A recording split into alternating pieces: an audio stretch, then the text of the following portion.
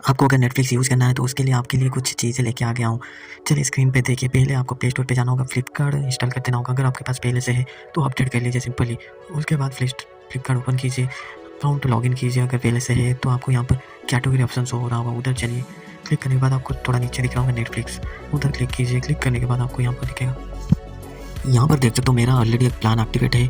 आप भी इधर एक्टिव कर सकते हो। कैसे करना है, यहाँ पर ऊपर में आप देख सकते हो प्लेस 4 ऑर्डर है, जो कि आपको ऑर्डर करना है। 4 तो ऑर्डर प्लेस करना होगा। यहाँ पे नीचे स्क्रॉल करके हम देख सकते हैं क्या क्या क्राइटेरिया है और कैसे आपको कंप्लीट करना होगा ऑर्डर। यहाँ पर देख सकते हो एक मंथ में आपको 4 तो ऑर्डर करना होगा, और आपका नेटफ्लिक्स जो कि वैलिडिटी रहेगा 1 मंथ का, जो कि फ्री मिल जाएगा।